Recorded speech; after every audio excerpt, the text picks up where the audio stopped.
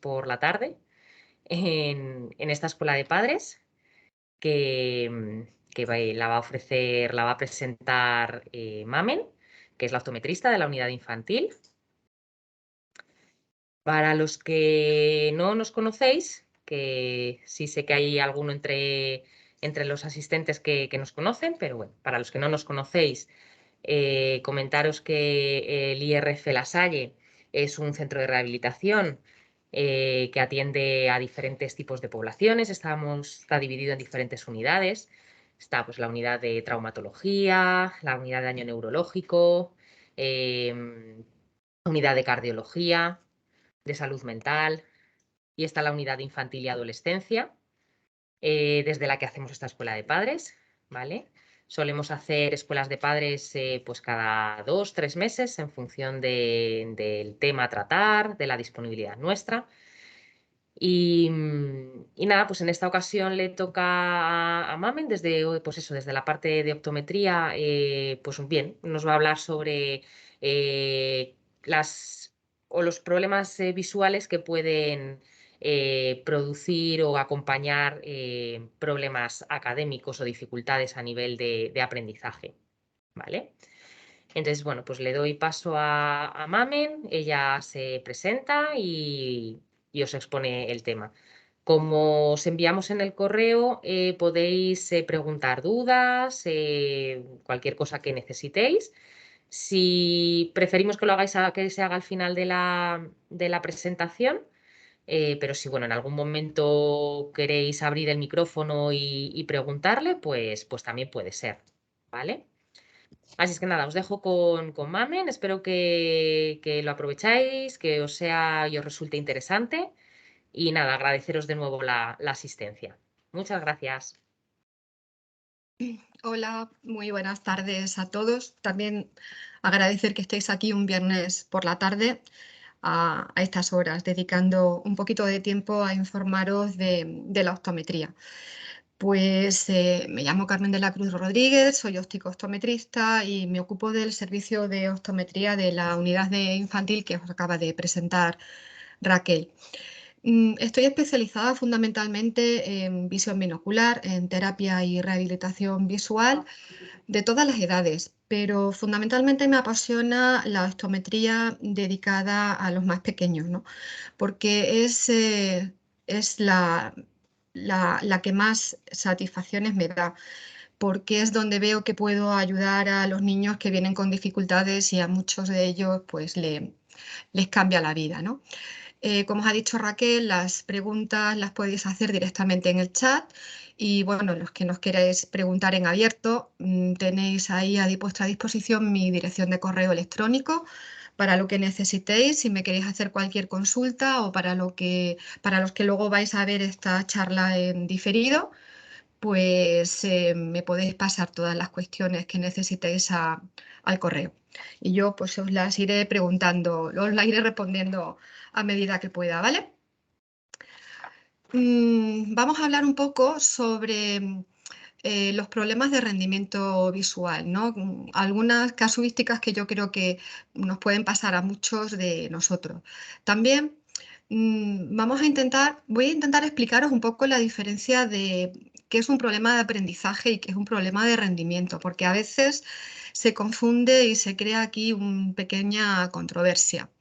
Y para que entendáis un poco cómo pueden afectar los problemas de visión en el desarrollo académico, pues no me va a quedar más remedio que explicaros un poquito cómo funciona el sistema visual, cómo vemos y cómo está relacionada la visión y el neurodesarrollo de los niños.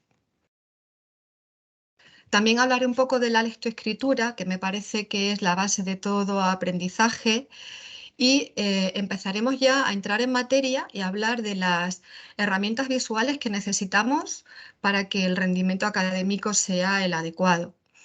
Y empezar un poco a contaros para que aprendáis un poquito a diferenciar y a un poco interpretar sobre los signos y síntomas que nos pueden hablar de problemas visuales asociados a una falta de rendimiento.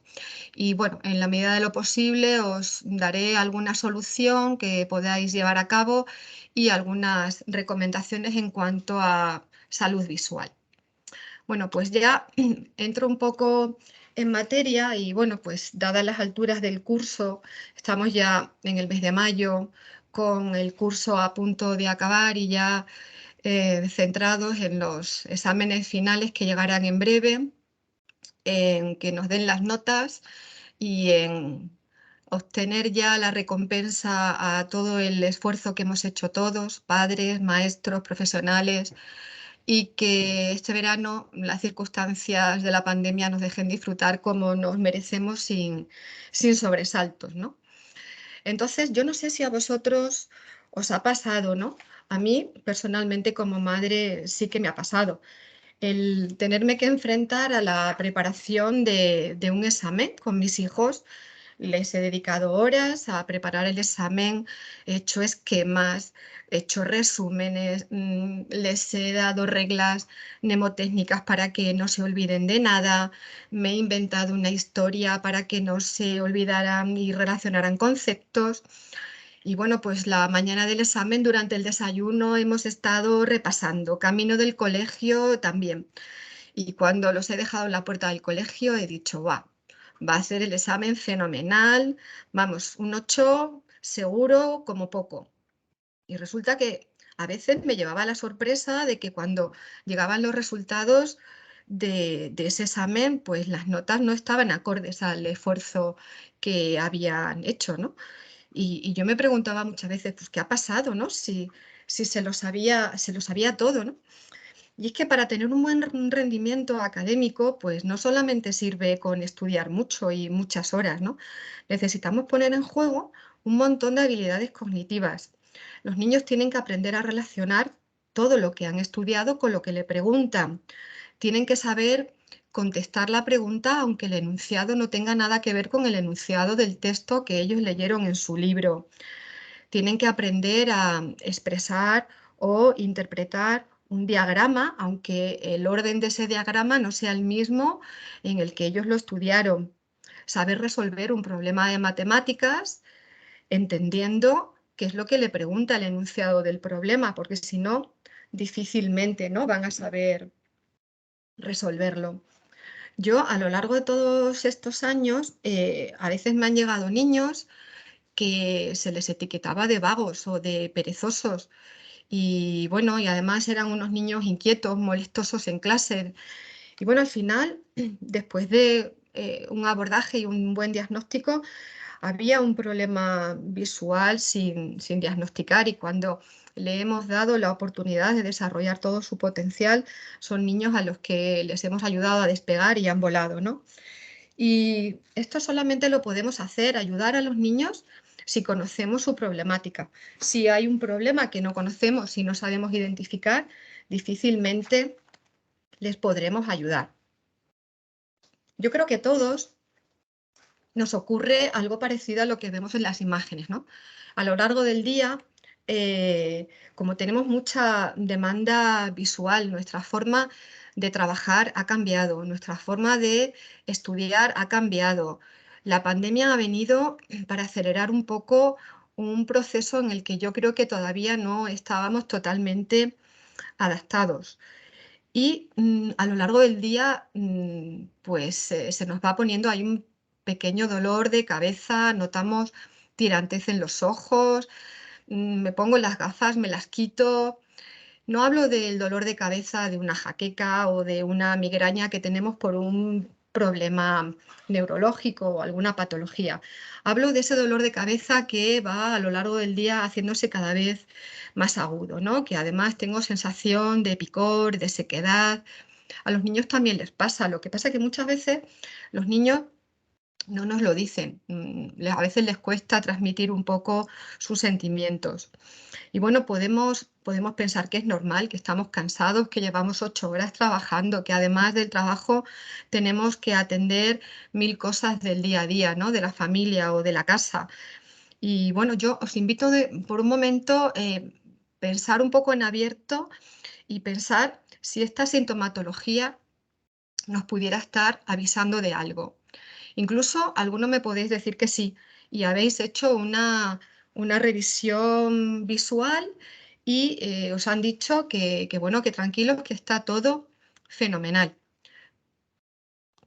Pero ocurre una cosa, que yo puedo tener un sistema funcional, un sistema visual perfecto, con unos músculos oculares potentes, sin patologías, todo perfecto y que no sea capaz de responder a las necesidades que yo necesito, que no sean funcional. Tenemos que pensar que también, además de las horas que dedicamos al trabajo, al teletrabajo, a los teleestudios, además de eso, parte de nuestro tiempo de ocio es visual porque invertimos mucho tiempo en redes digitales, en estar conectados por las redes sociales con nuestros amigos, con nuestras familias, por estar jugando en los móviles o en los dispositivos digitales.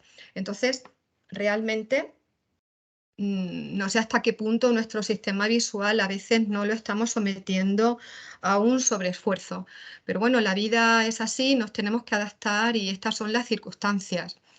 El ejemplo que os quiero un poco proponer para que entendáis un poco lo que os quiero explicar es el de un coche de última generación, súper potente, preparado para ir por todos los terrenos, ¿no?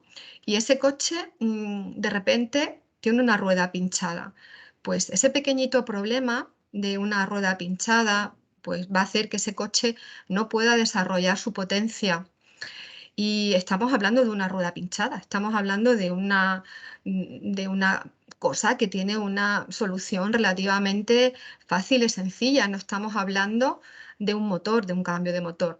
En el momento que yo arregle esa rueda, el coche va a poder desarrollar toda su potencia como antes, ¿no? Pues esto es lo que pasa a veces con nuestro sistema visual, que hay alguna pequeña rueda que está pinchada y necesitamos reparar.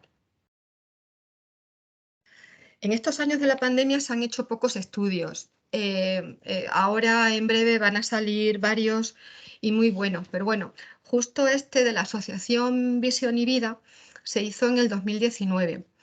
Y es un estudio que me gusta porque se ha hecho en España, porque muchas veces nos tenemos que referir a estudios de otros países y bueno, yo creo que cada país tenemos nuestras propias circunstancias y nuestros propios sistemas educativos, sobre todo que nos dan una idea de qué pasa más en nuestro entorno.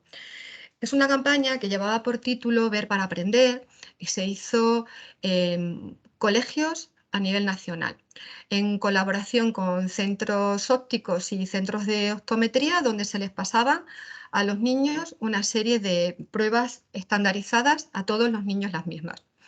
Y bueno, pues se aglutinaron todos los resultados y se obtuvieron los siguientes datos que os pongo en la pantalla, ¿no? El 29% de los niños no veían bien la pizarra, se quejaban de no ver bien la pizarra. El 48% se cansaba al leer y un 72% refería que no le gustaba leer. Como conclusión general, el 50% de los niños refería no pasar una de las pruebas de los exámenes visuales, ¿no? Algún problema visual tenía sin corregir. Y uno de cada tres niños que tenían fracaso escolar se podía pensar que estaba asociado a un problema visual. Tenéis ahí la página web por si queréis un poco ver más sobre el estudio, que os va a dar bastante más información. Son unos datos realmente que nos deben de llevar a cuestionarnos qué pasa, ¿no? Antes de abordar los problemas de rendimiento académico, quería que hiciéramos una reflexión sobre la diferencia entre un problema de aprendizaje y un problema de rendimiento, porque muchas veces se confunden y hablamos indistintamente de problemas de aprendizaje para todo. Y es muy diferente. Muchas veces vienen a la consulta familias que traen a sus hijos y me refieren que tienen un problema de aprendizaje. Y al hablar con ellos, al parecer, lo único que tienen es un retraso lector que no sigue el ritmo de la clase al ritmo de su edad, que presenta falta de atención, que no se concentra, pues que no rinde, ¿no? Y aquí tenemos que tener presente que un problema de aprendizaje es una condición en la que hay un problema de un procesamiento neurológico.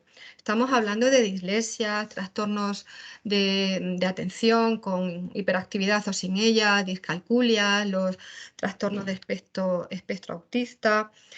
Y el abordaje es muy diferente si estamos ante un problema de aprendizaje o un problema de rendimiento.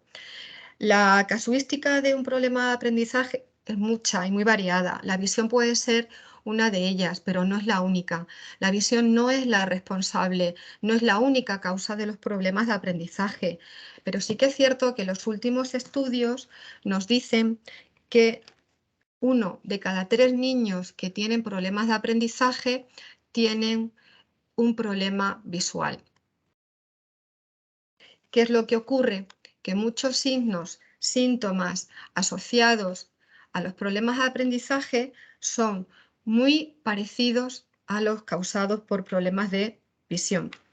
La optometría no va a curar, no va a eliminar los problemas de aprendizaje, pero sí que vamos a tratar los problemas visuales que pueden estar asociados a un niño con dislexia o con trastornos de atención. ¿Para qué? Pues para ayudar en su rehabilitación, para darle las herramientas visuales que le hagan mucho más fácil su adaptación al medio escolar.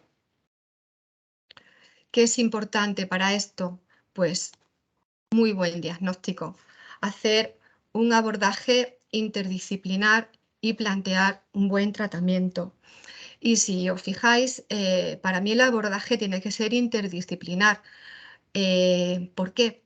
Yo puedo llevar al niño a muchos especialistas, pero si no hay una buena comunicación y no hay un buen trabajo en equipo entre los profesionales de los distintos ámbitos que tratan al niño, el abordaje va a ser un poco caótico. Vamos a empezar unos antes, nos vamos a solapar con los tratamientos y al final no tienen resultados las terapias.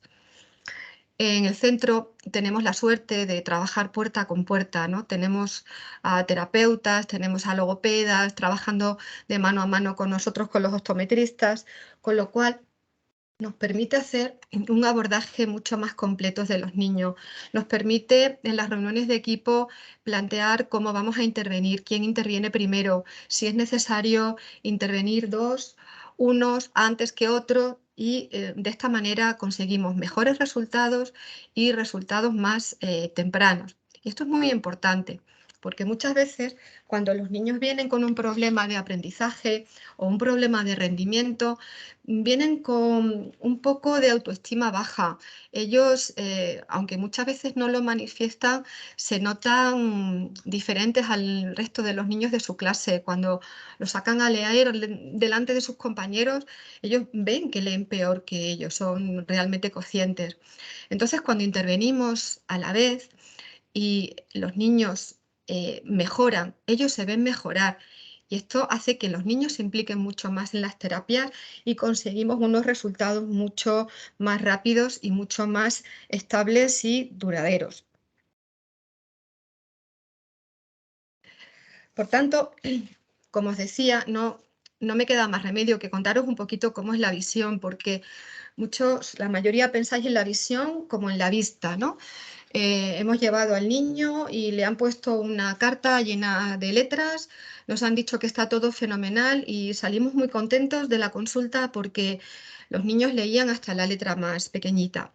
Y sí que es cierto, ¿no?, que el examen de los ojos que captan la información es muy importante. Yo tengo que tener un ojo sano, con unos medios transparentes, que no haya nada que interfiera cómo va a llegar esa imagen a retina, que los músculos que me van a mandar esos ojos a un sitio u otro del libro o del el texto funcionen perfectamente, no haya ninguna parálisis de ningún músculo. la primera parte de del procesamiento visual se va a producir en la retina. Se van a encargar unas células que a lo mejor os suena un poquito, se llaman conos y bastones. Este tipo de células ya son neurotransmisores. Son células que están encargadas de transformar la señal luminosa que hemos captado en un impulso nervioso y van a lanzar toda esa información a través del nervio óptico. Esto ya podemos decir que es sistema nervioso central. Aquí va a empezar la ruta que va a recorrer toda la información captada por los ojos. Y después tenemos la vía visual. La vía visual, estábamos aquí, habíamos llegado a los nervios ópticos y la información se va a transmitir por la vía visual. Nada, disculpar que se había ido la pantalla, siento la interrupción. Bueno, pues estábamos que habíamos llegado con la vía visual y teníamos la información que habían recogido nuestros ojos a través de la retina y va a recorrer todo el cerebro para llegar a donde se produce un procesamiento de más alto nivel, que es un procesamiento mucho más específico. El sistema visual, fijaros si es importante, que es el que más representación tiene en la corteza cerebral. Atendiendo al órgano receptor, a los ojos, es muy importante que nos aseguremos de que están bien. ¿Cuándo le van a revisar a nuestros hijos los ojos? Pues la primera vez es en el momento del nacimiento. El pediatra o el neonatólogo, además de revisar el estado de salud general de los bebés, van a revisar pues que los ojos estén bien, que no haya ninguna opacidad ni ninguna patología de la anatomía ocular que haga necesario que sea derivado al oftalmólogo del hospital. Más adelante, los pediatras en sus revisiones periódicas, además de las vacunas, también se van a ocupar de que no haya ningún problema a nivel visual y si ellos además consideran oportuno que sean remitidos a oftalmología porque haya antecedentes en la familia que así lo consideren oportuno, pues así lo van a hacer. En general, yo considero necesario que a todos los niños, antes de afrontar la etapa del colegio, se les hiciera una revisión oftalmológica para asegurarnos de que todo está bien. A nosotros, a los optometristas, cuando nos llegan los niños y no han sido sometidos a una revisión y lo creemos oportuno, os vamos a derivar al especialista oportuno. ¿Qué vamos a ver en estas revisiones? En estas primeras revisiones pues, se van a poder detectar errores de refracción, miopías, hipermetropías, combinadas o no con astigmatismo. Aquí hacer especial atención a la miopía. Ojo, porque valores de miopía en cortas edades nos pueden estar poniendo de manifiesto que ese niño va a desarrollar unos valores de miopía elevados. Y la miopía es una patología que a simple vista podéis pensar, bueno, no pasa nada, le pongo gafas, le pongo lentillas o le opero cuando sea mayor, pero es una patología que tiene asociado muchos problemas en retina en la edad adulta, con lo cual conviene ser cautos. Ahora hay muchos métodos de controlar la miopía para que no siga avanzando y aconsejarnos por los profesionales que nos van a recomendar normas de higiene visual que va a ser muy importante para controlar la miopía. También vamos a detectar en estas revisiones problemas relacionados con la binocularidad. Van a ser bastante evidentes los estrabismos porque vamos a ver que al niño se le tuerce un ojo. Lo podemos empezar a observar de pequeños, en el momento del nacimiento, al cabo del segundo mes, o muchas veces nos llevamos la sorpresa que después de una fiebre alta o de un problema de salud, de repente un niño se levanta por la mañana con un ojito torcido. Eso también va a necesitar la pronta intervención del estrabismo, del oftalmólogo. Y también vamos a poder detectar problemas de ojo vago. El ojo vago realmente es un ojo que no es eficaz, no funciona, ¿no? Y hay que estar ahí muy, muy atentos para intentar rehabilitar ese problema de pequeñitos cuanto antes. También podemos detectar en estas revisiones pues, algunas patologías, muchas de ellas porque ya había un antecedente visual que nos ponía un poco sobre la pista. Pero una vez que ya hemos hecho la revisión y nos han dicho que está todo ok, pues ahora nos falta la segunda parte, ¿no? Tenemos que valorar qué ocurre con ese procesamiento visual de alto nivel que acordaros que os decía que se producía a nivel del cerebro. ¿Dónde? Se produce fundamentalmente en la zona occipital, la parte de atrás del cerebro. Ahí está el área visual primaria. Y ahí es donde se va a procesar la información que nos llega en la retina. Es un fenómeno que conocemos como percepción visual.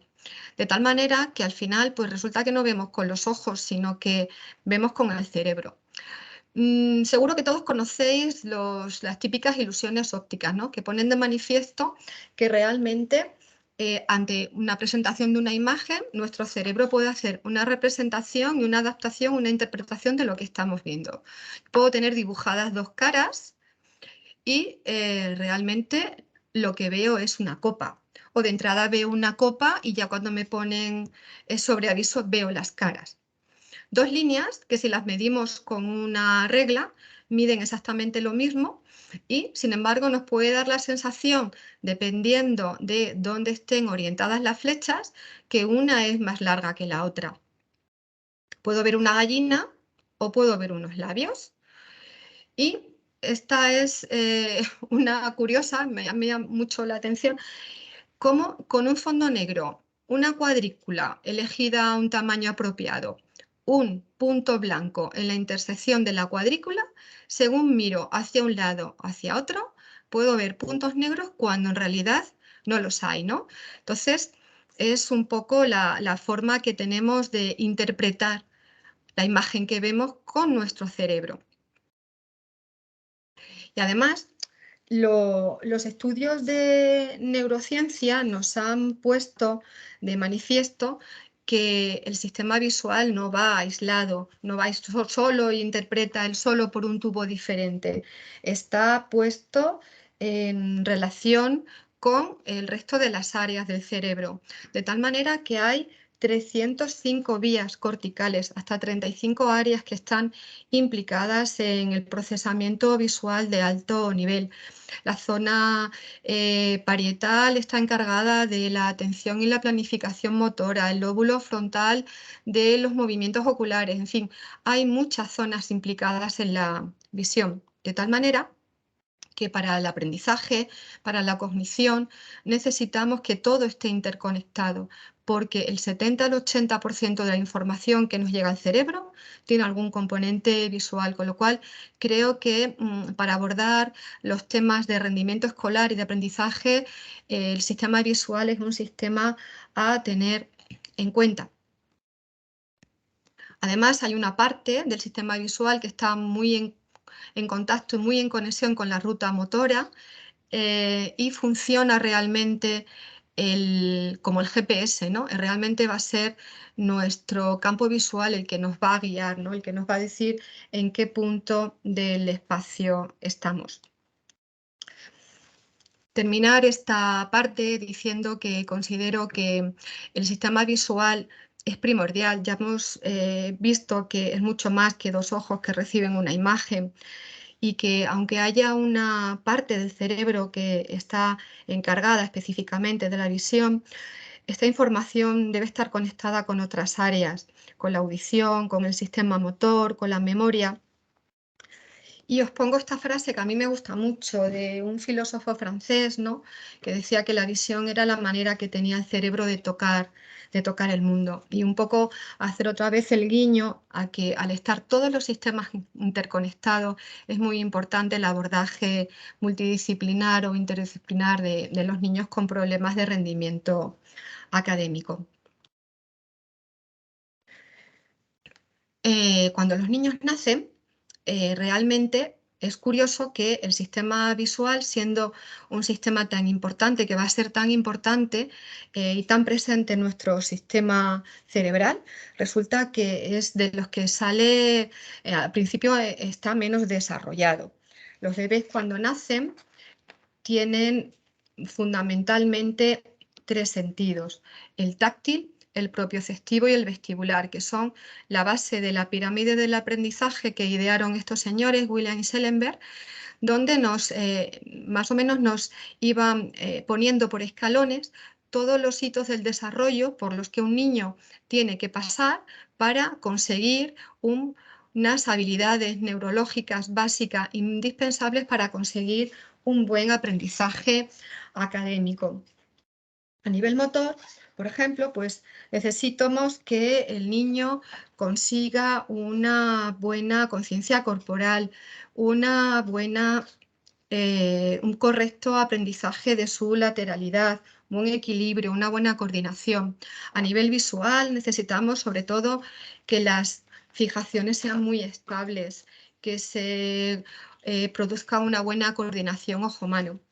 Mira, fijaros, muchas de las cosas que hacemos a veces con los niños de manera inconsciente, ¿no? La típica cosa que yo creo que hemos hecho todos los padres de subir y bajar a los bebés, estamos estimulando el sistema vestibular. Cuando lanzamos al niño, que además a todos les hace mucha gracia porque nos enfocan y nos desenfocan según se alejan o se acercan a nosotros y les produce muchísima risa, estamos trabajando las fijaciones. Cuando ponemos a su alcance objetos para que ellos los puedan coger, están haciendo sus primeros cálculos de distancia, están haciendo sus primeros enfoques con el ojo del lado de la mano con las que están haciendo el cálculo. Llega un momento en los que son conscientes de que tienen partes en su cuerpo y al principio solamente interactúan la parte derecha de su cuerpo con la parte derecha de su cuerpo, ¿no? No saben que hay una línea media que cruzar. Y bueno, pues cuando se chupan el dedito del pie, que es una cosa que hacen mucho los bebés, pues también están haciendo cálculos de distancia y coordinación ojo-mano. El sistema visual es muy importante y, por tanto, tenemos que ayudar a que se construya. El primer año de los bebés es muy importante para que el sistema visual se desarrolle de una manera correcta. Pero incluso a veces niños que han tenido un correcto neurodesarrollo, encontramos que podemos tener unas habilidades visuales que no son eficientes. Y realmente todavía no se sabe muy bien por qué, aunque los últimos estudios nos hablan de que quizás haya un componente genético en todo esto. Pero bueno, la buena noticia de todo esto es que todo esto se puede trabajar, se puede mejorar, se puede rehabilitar y no hay ningún problema, ¿no? Todas estas habilidades que necesitamos y que son básicas para una correcta lectura se aprenden, se entrenan y además los niños nos podéis hacer una idea de lo rápido que aprenden a desarrollar todo su potencial. Una parada quería hacer también en la lectoescritura. Considero que el aprendizaje de la lectoescritura es la base de un buen rendimiento académico. Para leer tenemos que poner en juego tres sistemas: el sistema visual, el sistema auditivo y el sistema motor. Solamente coordinando estos tres sistemas vamos a tener un proceso lectoescritor adecuado. Necesito tener una buena coordinación motora para que mis músculos oculares sean los correctos, para que pueda leer por un renglón sin saltarme, para que no me salte de línea. Necesito que haya una buena coordinación de ese sistema motor con el sistema de escucha que me va a permitir pues, desarrollar un lenguaje oral y para que pueda expresar correctamente aquello que vemos o que oímos. Si un niño tiene unas buenas habilidades visuales, pero tiene problemas de percepción auditiva, tendrá problemas para entender y para expresar verbalmente aquello que está leyendo. Ver bien no garantiza que un niño lea bien. Es una condición necesaria, pero no suficiente. De nuevo, intervención de los profesionales adecuados en los problemas de aprendizaje, desde todas las áreas: terapia ocupacional, logopedia, psicología, todos los profesionales que tengan que intervenir van a hacer que el niño consiga llegar a ese rendimiento con mayor facilidad. Aquí les dejo sobre todo una pregunta a los docentes, que sé que hay algunos que nos estáis viendo. Si yo estas herramientas de organización neurológica no las voy a tener organizadas, nos dicen los estudios que hasta los 6 o los 8 años, yo me planteo muchas veces si es adecuada la edad en la que muchas veces hacemos que nuestros niños comiencen a leer. Muchas veces quizás estamos forzando a los niños a hacer una cosa que además es compleja porque tenemos que poner en juego y coordinar 3 sistemas diferentes cuando realmente no están preparados todavía suficientemente. Pero bueno, esto es una cuestión en la que el sistema educativo tendría que tomar parte. Bueno, ya vamos a ir entrando un poco en materia y bueno, os dejaba al principio de la presentación de la charla un poco la cuestión abierta de si vosotros pensabais que tener una visión, ver cosas pequeñitas de lejos podría ser suficiente para tener un óptimo rendimiento en el colegio, ¿no? Yo creo que ya más o menos vais haciéndoos una idea de que la agudeza visual es muy importante, pero no suficiente. Y además haría hincapié en una cosa que muchas veces en las revisiones visuales se pasa por alto cuando tratamos con niños, ¿no? Nos centramos en ver la visión de cerca de una persona mayor que por problemas de vista cansada viene diciendo que ve mal de cerca o que no puede coser o que no puede trabajar con el ordenador. Los niños pasan la mayor parte de su tiempo en el colegio usando la visión de cerca. Es donde más tiempo van a pasar empleando su sistema visual. Y resulta que la visión de cerca es donde tengo que poner en juego mis habilidades de una manera más precisa. ¿Qué es lo que hace un niño cuando lee? Pues un niño cuando lee tiene primeramente que poner en juego sus músculos oculares para dirigir sus ojos, para rastrear la línea del libro que está leyendo sin perderse. Tiene que coordinar sus dos ojos, que tenemos dos, y tenemos que hacer que los dos estén funcionando en equipo a la par para que el cerebro reciba una imagen única. Tenemos que ajustar nuestro enfoque para que no tenga problemas con los cambios de mirada, para que yo pueda pasar de estar leyendo mi cuaderno y pueda copiar de la pizarra sin ver borroso. Y luego pues necesito interpretar eso que estoy viendo, ¿no? Son las habilidades del procesamiento visual. Todo esto se pone en juego en la lectura. Pero, bueno, ¿qué pasa, no? Si todo esto no ocurre, si sale algo mal, bueno, pues no pasa nada porque esto también se entrena. Todas estas habilidades las vamos a poder entrenar y vamos a poder ayudar a los niños a superar estas dificultades. Si esto ocurre, muchas veces lo que pasa es que los niños tienen sentimiento de frustración. ¿Por qué? Porque su visión cada vez es menos eficiente. Pasa que cada año el tamaño de la letra, según vamos pasando de curso, el tamaño de la letra cada vez es más pequeñito y cada vez, si hay problemas de visión, cada vez se les hace más complicado, ¿no? Tener una visión clara y cómoda. Esto puede comprometer a la comprensión lectora, les hace mucho más difícil concentrarse, necesitan hacer descansos más a menudo, se vuelven niños que se distraen con mucha facilidad, se levantan, se sienten. Y aquí es donde tenemos que estar atentos a los signos y síntomas.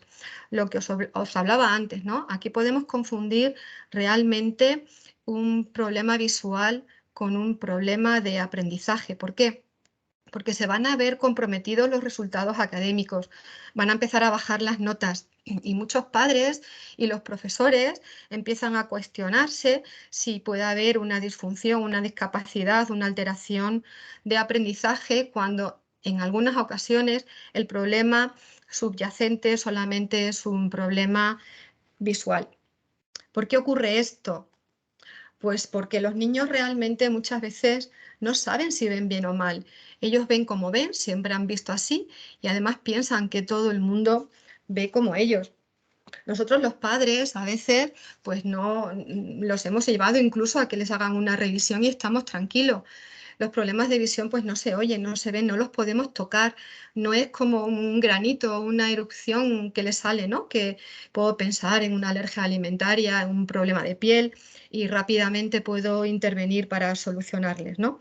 Entonces, eh, los problemas de visión binocular a veces no son muy evidentes y hay que estar muy atentos a los síntomas y es hacer pues unas revisiones periódicas para ver y estar seguros de que todo va bien, ¿no? De que les estamos dando todas las herramientas para desarrollarse. Necesitamos identificar todos esos signos, hacer un estudio pues, muy completo para llegar a un buen diagnóstico. ¿Cómo podemos saber? Existen cuestionarios de síntomas que nos van a dar pistas sobre si hay un problema visual, que si alguno quiere, yo tengo alguno que os puedo, sobre todo a los docentes, que os puedo compartir, me lo pedís por mail para que un poco lo podáis poner en práctica en vuestras aulas. Es importante también un examen visual completo. Desde la optometría, el examen visual lo hacemos abordando. Por supuesto que haya una perfecta salud ocular, que los ojos estén sanos, sin patología, y nos vamos a centrar fundamentalmente al principio en la agudeza visual. Si hay un defecto de refracción, una miopía, una hipermetropía, lo primero que voy a hacer es compensarla. ¿Por qué? Porque muchas veces simplemente compensando ese defecto, el sistema visual binocular se va a reajustar por sí solo y hay que darles un pequeño tiempo para ver si se soluciona. Aparte de esto, vamos a evaluar en un primer examen cómo es de eficaz este sistema visual. No me voy a fijar solamente en las cantidades que obtengo, en si los números que obtengo de hacer el examen están dentro de la norma o no son dentro de norma. Me voy a fijar mucho en cómo funciona ese sistema visual. Voy a centrar esa revisión, esa primera revisión, en evaluar los movimientos oculares, en la coordinación binocular y en el enfoque, fundamentalmente. Es un examen que a mí me lleva normalmente a hacerlo aproximadamente 1 hora porque se hace pues, muy a fondo y muy preciso. Y en una segunda visita suelo programarlo siempre en horario de mañana para que los niños estén descansados. Voy a evaluar el procesamiento de la información visual, evaluando habilidades visuales no motoras. También voy a tener muy presente la lateralidad, porque los dos hemisferios cerebrales están interconectados y están intercambiados con las áreas motoras y la lateralidad es una cuestión que normalmente da problemitas. Y voy a evaluar también cómo es la coordinación ojo-mano, puesto que es muy importante para el tema sobre todo de la escritura. Todo este examen normalmente le llamamos examen de percepción visual. Lo hago por las mañanas. Alguien me podrá decir, claro, pero es que los niños cuando más problemas tienen son cuando están cansados. Sí, pero a mí me interesa evaluar ese sistema visual sin sesgo. Necesito saber cómo está ese sistema visual. Si por la mañana descansaditos encuentro herramientas, habilidades visuales que están alteradas, puedo presuponer que cuando ese niño esté cansado, estresado, va a tener esas habilidades mucho más comprometidas. Metemos ya en materia y vamos a empezar a ver un poco la sintomatología que nos van a causar estas habilidades, ¿no? Me quiero centrar un poco en los movimientos oculares. Os diría que no lo tengo muy cuantificado exactamente, pero os diría que aproximadamente entre el 80 y el 85% de los niños que vienen a consulta, uno de los principales problemas es una disfunción de sus movimientos oculares. Muchas veces es solo esto y otras veces es asociado con otros problemas binoculares. pero tienen una importancia fundamental para la lectura. Por eso quiero detenerme un poquito.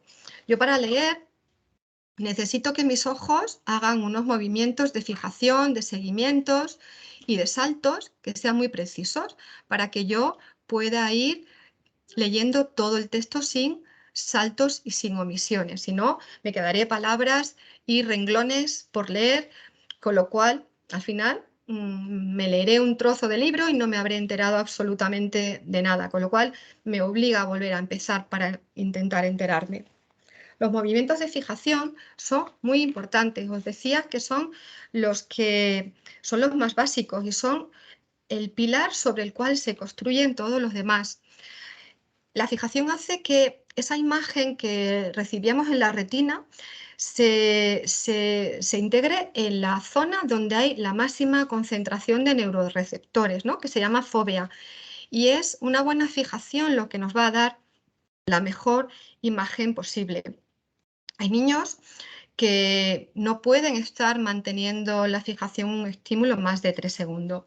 ¿Cómo podéis vosotros en casa, de una manera muy sencilla, saber si vuestros hijos tienen una buena fijación? Pues bueno, pues podéis pegar en una pegatina, en un palito, y presentárselo a 30 o 40 centímetros del niño y decirle que fije la atención en la pegatina. Un niño debería poder mantener una fijación estable durante aproximadamente 20 o 30 segundos. A veces percibimos que la pueden mantener, pero que les ocasiona mucho estrés, les causa ansiedad, vemos que empiezan a moverse para todos lados, ¿no? Eso, en definitiva, también nos está dando pista de que está haciendo mucho esfuerzo. Otros movimientos son los sacádicos. Los sacádicos son los movimientos de salto, ¿no? Estos pequeños movimientos que hacemos y un salto grande que hacemos al final de una línea para empezar la siguiente. Estos movimientos son críticos porque si no, al perderme parte de la información de lo que estoy leyendo, la comprensión lectora se va a ver muy, muy comprometida. Además, estos movimientos también implican que tengamos muy buena coordinación entre el sistema visual central y el periférico. Y luego los movimientos de seguimiento son los movimientos que nos van a permitir seguir un objeto en movimiento y nos van a informar de la posición de un objeto en el espacio. ¿Cómo los puedo valorar? También de una forma, pues en vez de con un puntero, pues con dos punteros. Con una pegatina vamos a desplazar el puntero, vamos a poner los punteros delante del niño a 30-40 centímetros y los vamos a mover hacia arriba, hacia abajo, hacia la derecha, hacia la izquierda, vamos a hacer un círculo y vamos a hacer que el niño lo siga. Y vamos a observar si es capaz de hacer los seguimientos de una manera fácil, si tiene que mover mucho la cabeza porque no tiene los músculos oculares independizados de los músculos del cuello, si empieza muy bien y en la segunda vuelta ya se nos ha ido, si está muy tenso, ¿vale? Todo eso nos da un poco de idea de cómo lo hace. Y un niño que tiene una disfunción de sus movimientos oculares ve así, ¿vale? Es una forma un poco simple, va para adelante, va para atrás, vuelvo, en vez de saltar al renglón que me toca, salto al de más abajo, vuelvo, no me entero de nada, vuelvo para allá, en fin, es un caos. La lectura se les hace realmente angustiosa y todos nos empeñamos en que esto de leer está fenomenal, le compramos unos libros preciosísimos y los niños no acaban de entender qué chiste tiene esto de leer que me causa tanto problema y me fatiga tanto, ¿no? Entonces, atención porque es un problema muy, muy, muy frecuente y además de muy fácil solución. Los problemas de movimientos oculares se trabajan con terapia visual, es muy sencillo y además les vemos evolucionar muy pronto y enseguida ellos empiezan a estar súper contentos porque a ellos les encanta que les saquen a leer al colegio y que lean fenomenal, ¿no? Les gusta, a los niños en general les gusta agradar a los mayores, ¿no?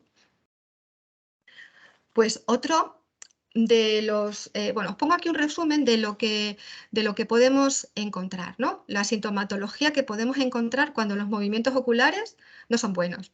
¿Qué van a hacer? Pues apoyarse con el dedo, porque lógicamente, oye, pues si me pierdo, algo tengo que hacer para no perderme. Muchas veces, pues lo que os comentaba, necesitan releer el texto varias veces, se saltan letras, palabras.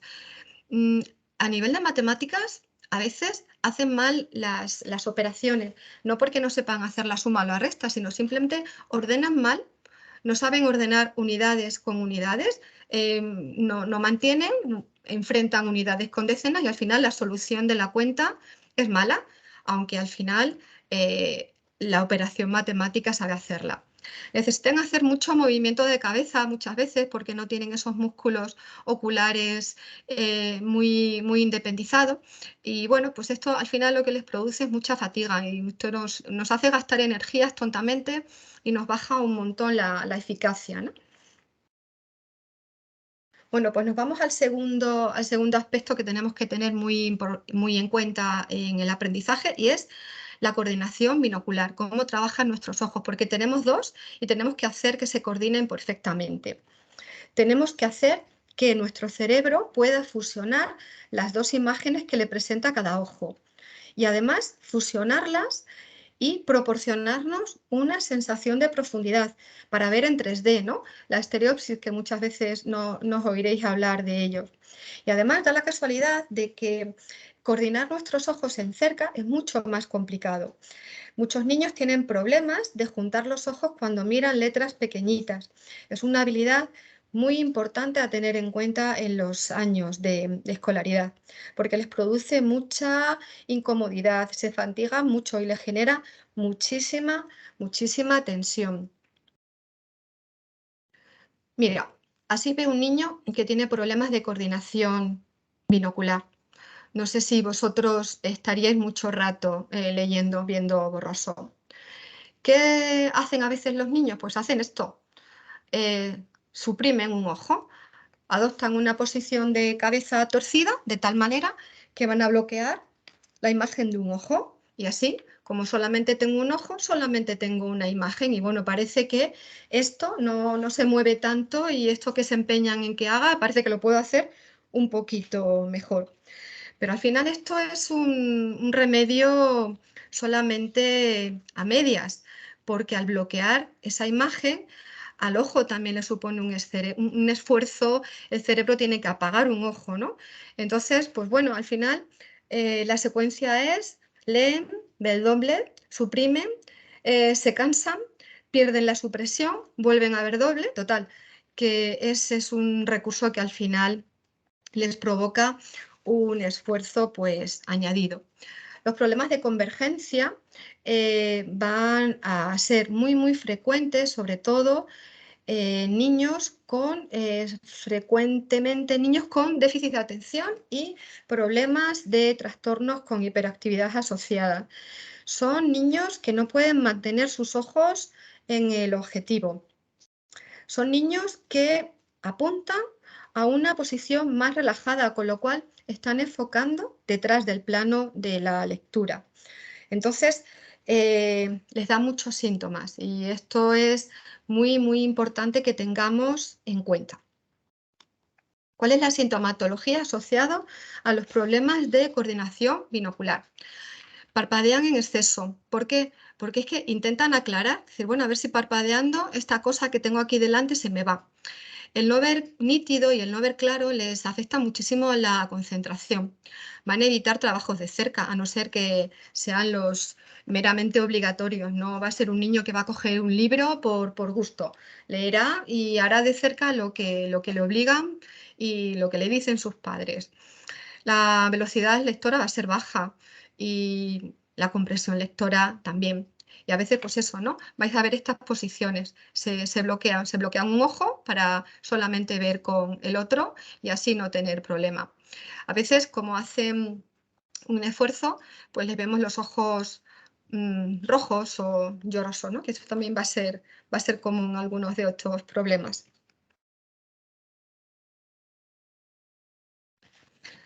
La última parte del sistema de eficacia visual se dedica a la acomodación. ¿Qué es la acomodación? Pues es el zoom de nuestros ojos, es el enfoque.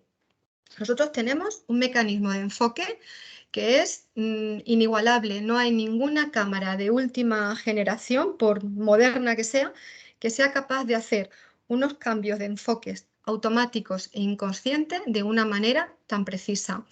El enfoque y la acomodación nos da la habilidad de ver nítido los distintos objetos en las distintas posiciones del espacio.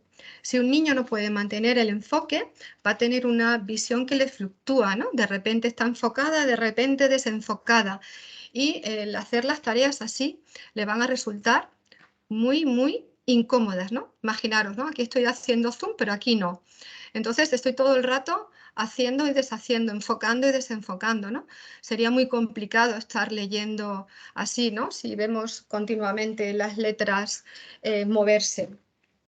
Aquí influye muchas veces que llegan niños con problemas de acomodación, con valores de acomodación bajos y que realmente no han manifestado sintomatología, porque luego está la cuestión de voluntad, ¿no? Niños que tienen un amor propio increíble y a los pobrecitos se les caen los ojos, les lloran, les lagrimean, pero ahí están haciendo su tarea para conseguirlo.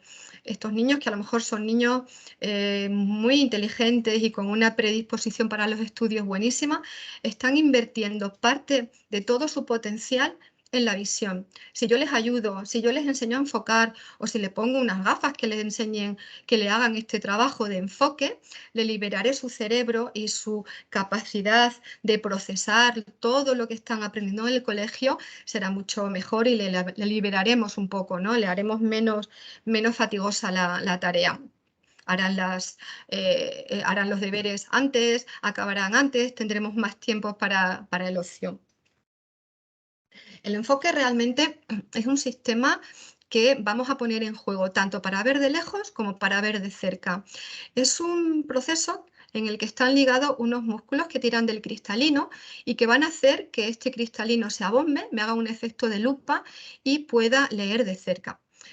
Es el fenómeno que está asociado a la edad, que sufrimos todos en mayor o menor medida. Va disminuyendo conforme pasan los años y cuando tenemos ya síntomas de presbicia o síntomas de vista cansada, nos pasa esto, que nuestro cristalino no tiene la capacidad.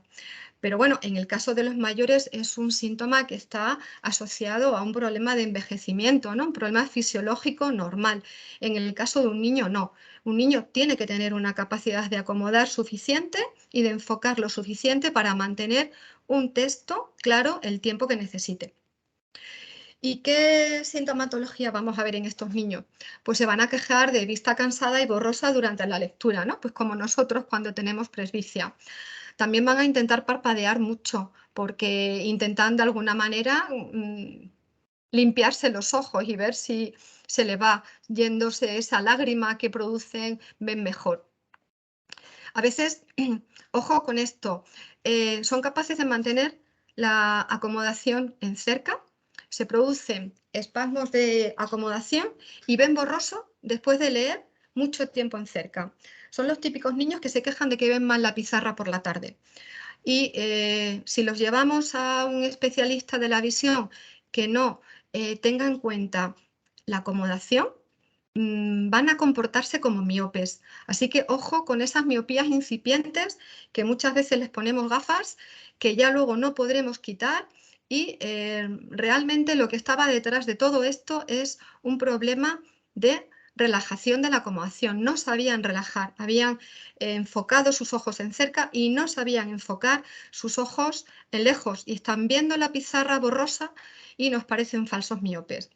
El sistema visual nos va a mandar señales y vamos a tener muchos dolores de cabeza. Los niños se van a frotar mucho los ojos y tampoco van a tener mucha paciencia haciendo los deberes. Se van a levantar, se van a sentar. Son también niños que aquí también pueden pasar por síntomas muy parecidos a los del déficit de atención, porque suelen ser niños inquietos. Y una característica es que suelen ser lentos al copiar de la pizarra cuando, además de que no tienen la cantidad de acomodación suficiente, además son poco flexibles y son muy lentos al copiar de la pizarra. O sea, son los típicos niños que nunca les da tiempo, que la profe siempre borra antes de que ellos hayan terminado. Aunque no os lo decía al principio, también es muy importante que integremos nuestra visión central con la periférica. ¿Por qué? Imaginaos que yo estoy hablando con una persona que me está contando algo importante, ¿no? Y yo estoy hablando con ella, pero me está llamando la atención absolutamente todo lo que hay alrededor y estoy mirando todo lo de alrededor. La visión central es aquello que vemos cuando miramos a alguien, ¿no? Su cara. Y la visión periférica es lo que está en nuestro entorno, que vemos de alguna manera desenfocado. Si yo no consigo de alguna manera ignorar lo que hay en mi visión periférica y estoy atento a todo lo que ocurre, me perderé parte de la información que me están dando. Yo no voy a captar todo el mensaje, me va a faltar. Y aquí también tenemos muchos problemas atencionales que se pueden confundir de nuevo, con lo cual vuelvo otra vez a incidir en lo mismo, diagnóstico, intervención, examen visuales completos, que evaluemos todo, que no nos centremos solamente a si ve bien o ve mal, de lejos, cosas pequeñitas.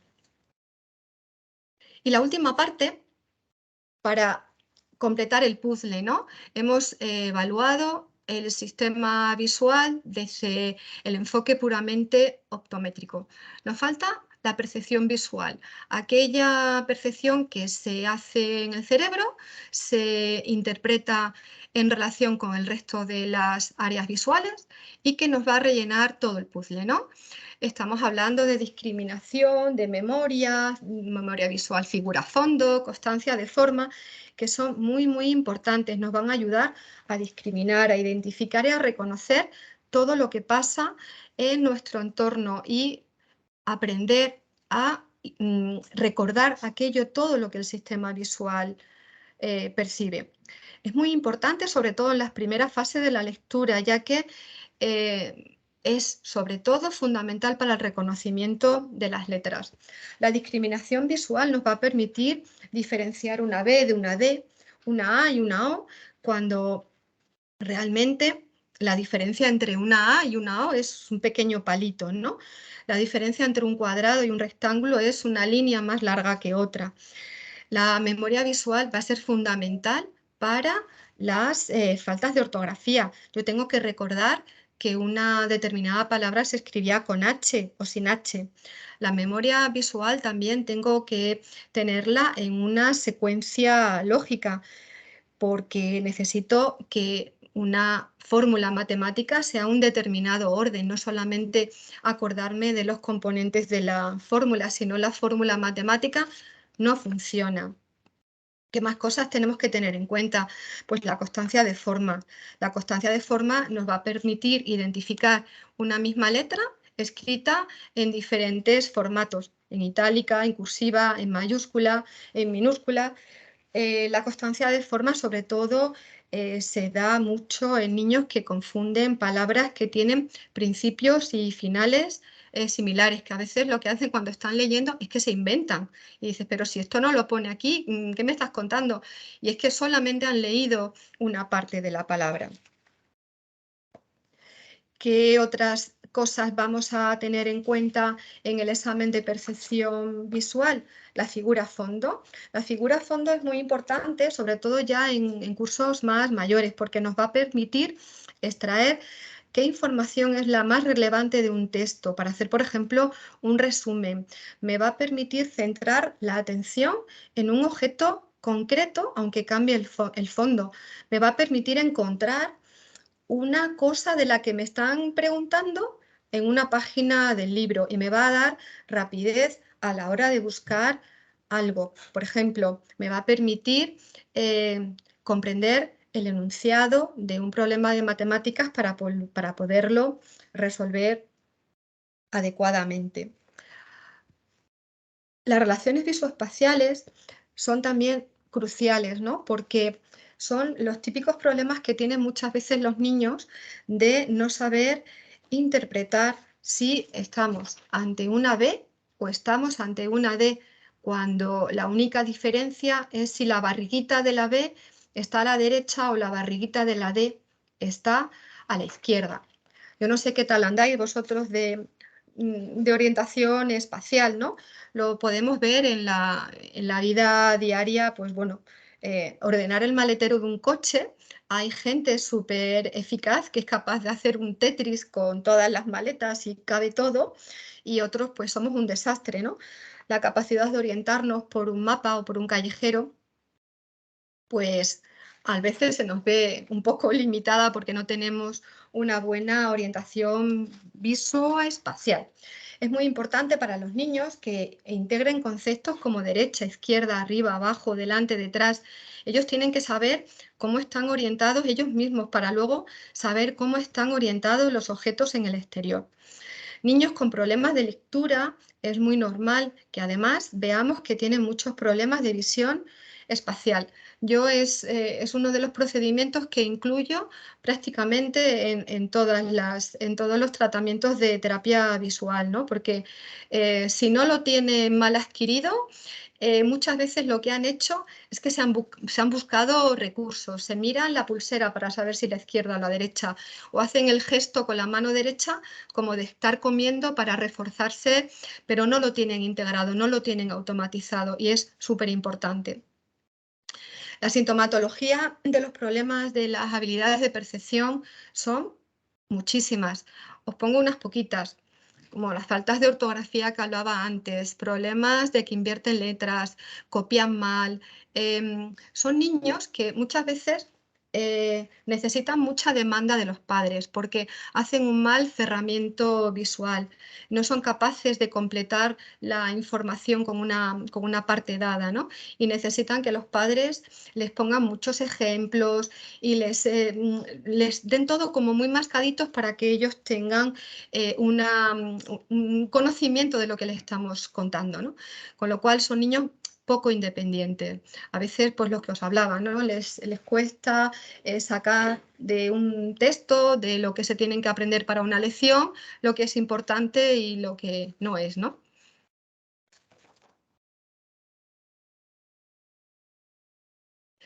Mira, esto es una tabla de resumen que, bueno, no sé si queréis, le podéis hacer una captura de pantalla sin ningún problema, donde recoge un poco todo. Tenéis que tener en cuenta que muchas veces la sintomatología puede referir a varios problemas, pero bueno, eso no es lo importante. Lo importante es que sepáis que esta sintomatología nos puede estar hablando de algo, o puede que no, o puede que simplemente sea algo casuístico, ¿no? Pero es importante que por lo menos si hay una baja de rendimiento o si veis que no tenemos los resultados adecuados, vale, pues estábamos aquí en la tabla resumen. Muchos síntomas son parecidos. Lo importante no es que sepáis el diagnóstico, lo importante es que sepáis que esos síntomas nos están queriendo poner sobre aviso de que algo a lo mejor no funciona y sobre todo si estamos notando pues eso, ¿no? Lo que comentábamos, que el rendimiento no es el que nosotros estábamos esperando.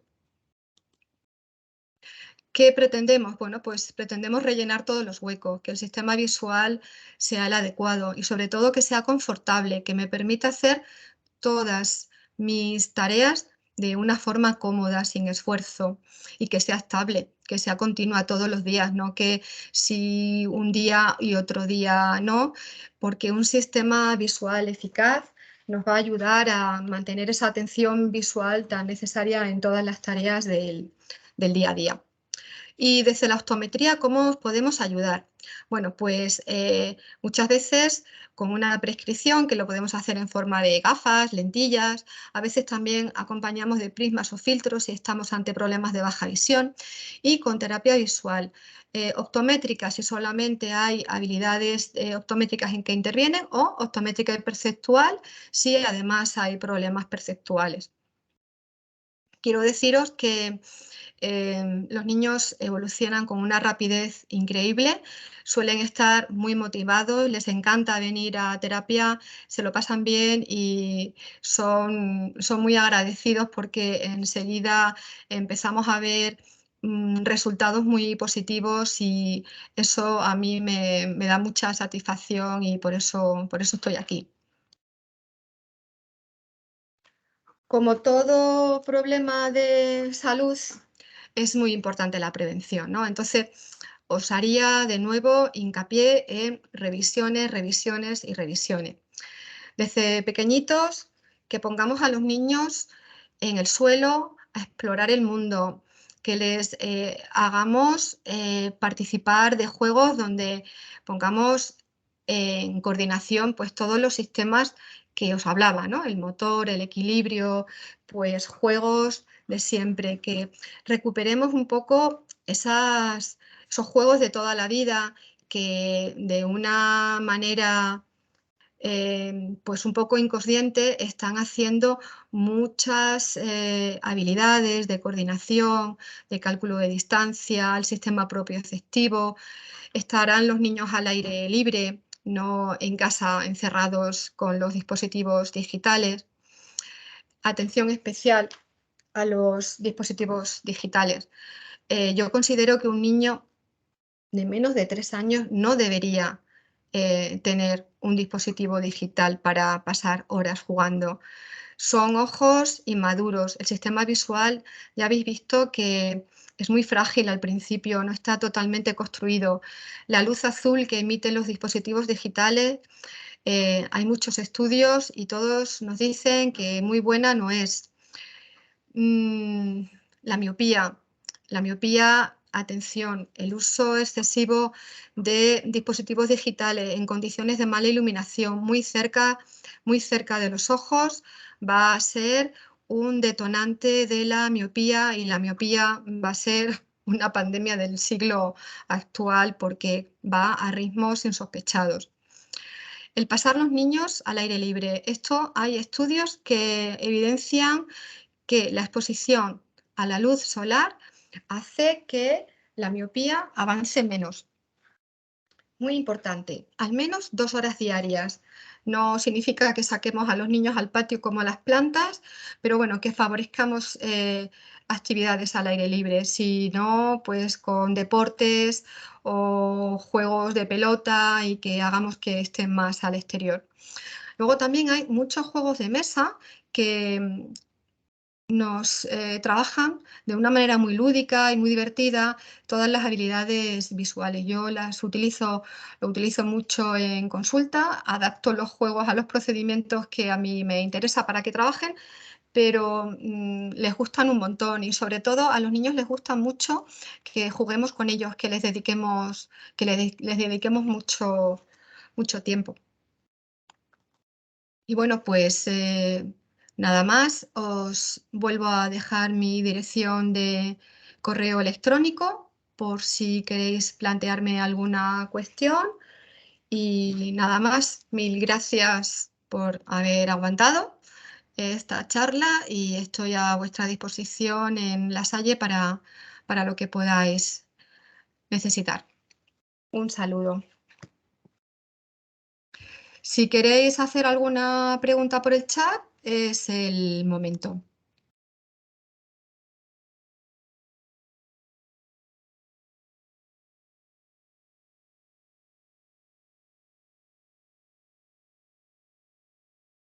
Bueno, y si alguien quiere abrir el micrófono y preguntarlo, pues tampoco tengo ningún problema, ¿vale?